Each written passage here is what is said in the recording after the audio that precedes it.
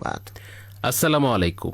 আজ রবিবার 23শে ফাল্গুন, 18ই রমজান, 8ই মার্চ। বাংলাদেশ বেতার, ময়মনসিংহ। স্থানীয় খবর পড়ছি মোহাম্মদ মঞ্জুর এলাহি সৌরভ।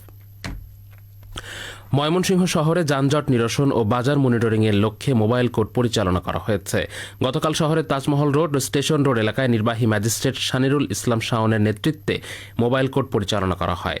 অভিযান চলাকালে ফুটপাতের হকারদের সরিয়ে দেওয়া হয় এবং ভবিষ্যতে ফুটপাত দখল না করার জন্য তাদেরকে সতর্ক করা হয়। একই সঙ্গে যানজট নিরসনের লক্ষ্যে চালকদের যত্রতত্র গাড়ি পার্কিং না করার জন্য নির্দেশনা দেওয়া হয়। এ সময় অবৈধভাবে ফুটপাত দখল করে ব্যবসা পরিচালনার দায়ে আজাদ ফুটওয়্যার ও ওয়াকার ফুটওয়্যার নামে 2 প্রতিষ্ঠানকে জরিমানা করা হয়। জনস্বার্থে ট্রাফিক শৃঙ্খলা বজায় রাখা এবং নগরীর ফুটপাত দখলমুক্ত রাখতে এ ধরনের অভিযান ভবিষ্যতে অব্যাহত থাকবে বলে জানান সংশ্লিষ্টরা। ময়মনসিংহের বিসিক শিল্পনগরীতে একটি মশার কয়েল কারখানায় অগ্নিকাণ্ডের ঘটনা ঘটেছে। গতরাত 3:30টার দিকে এই অগ্নিকাণ্ডের সূত্রপাত ঘটে। সংশ্লিষ্ট সূত্র জানায়, বিসিক শিল্পনগরীর একটি মশার কয়েল তৈরির কারখানায় হঠাৎ আগুন দেখতে পান সেখানে দায়িত্বরত নাইট গার্ড। পরে বিষয়টি দ্রুত ফায়ার সার্ভিসকে জানানো হলে ঘটনাস্থলে ফায়ার সার্ভিসের 5টি ইউনিট এসে আগুন নিয়ন্ত্রণে কাজ শুরু করে। দীর্ঘ চেষ্টার পর ফায়ার সার্ভিসের সদস্যরা আগুন নিয়ন্ত্রণে আনতে সক্ষম হয়েছেন। অগ্নিকাণ্ডে কারখানার ভেতরে থাকা বিভিন্ন মালামাল পুড়ে ক্ষয়ক্ষতির ঘটনা ঘটেছে। তবে আগুন লাগার সঠিক কারণ ও ক্ষয়ক্ষতির পরিমাণ তাৎক্ষণিকভাবে জানা যায়নি। এ ঘটনায় কোনো হতাহতের খবর পাওয়া যায়নি। ফায়ার সার্ভিস ও সংশ্লিষ্ট কর্তৃপক্ষ আগুন লাগার কারণ অনুসন্ধানে কাজ করে যাচ্ছে। শহীদ রাষ্ট্রপতি জিয়াউর রহমান, সাবেক প্রধানমন্ত্রী বেগম খালেদা জিয়া ও আরাফাত রহমান কোকর আত্মার মাগফিরাত কামনায় ময়মনসিংহ নগরীর 14 নং ওয়ার্ডে এতিম শিশুদের নিয়ে দোয়া ও ইফতার মাহফিল অনুষ্ঠিত হয়েছে। গতকাল ময়মনসিংহ দক্ষিণ জেলা বিএনপি সদস্য সচিব রোকনউজ্জামান সরকার রোকনের আয়োজনে এই দোয়া ও ইফতার মাহফিল অনুষ্ঠিত হয়। অনুষ্ঠানে এতিম শিশুদের সাথে ইফতার ও দেশ, জাতি ও বিএনপির শীর্ষ নেতৃবৃন্দের কল্যাণ কামনায় এই বিশেষ মোনাজাত অনুষ্ঠিত হয়। এ সময় স্থানীয় বিএনপি এবং অঙ্গ ও সহযোগী সংগঠনের বিভিন্ন পর্যায়ের নেতাকর্মীরা উপস্থিত ছিলেন। আয়োজকরা বলেন, ভবিষ্যতেও এতিম ও অসহায় মানুষের পাশে দাঁড়াতে এ ধরনের মানবিক কার্যক্রম অব্যাহত থাকবে।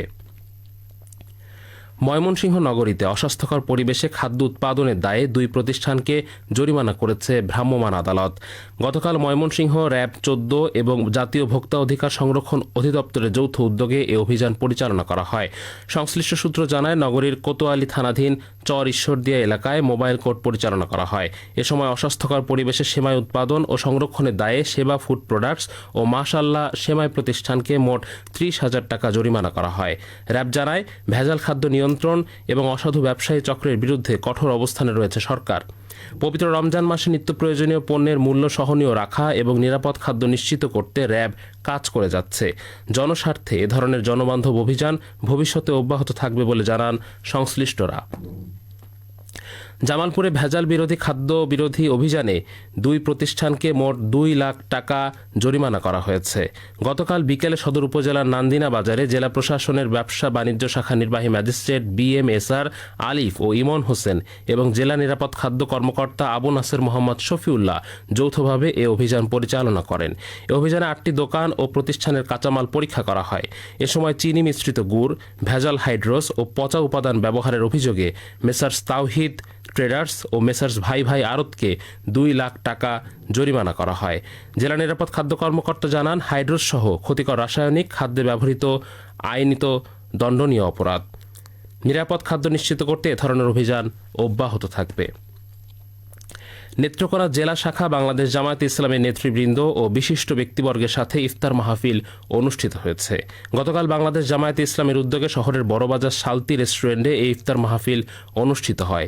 এ সময় অন্যান্যের মধ্যে উপস্থিত ছিলেন বাংলাদেশ জামায়াতে ইসলামী নেত্রকোনা জেলা শাখার আমির অধ্যাপক মাওলানা সাদিক আহমেদ হারিস, জামায়াতে ইসলামী ময়মনসিংহ অঞ্চলের টিম সদস্য মাওলানা এনামুল হক, জেলা বিএনপির সাবেক সভাপতি বীর মুক্তিযোদ্ধা আশরাফ উদ্দিন খান সহ বিভিন্ন রাজনৈতিক দলের নেতৃবৃন্দ, ব্যবসায়ী, সাংবাদিক ও শহরের গণ্যমান্য ব্যক্তিবর্গ। পরে দেশ ও জাতির মঙ্গল কামনায় মোনাজাত করা হয়।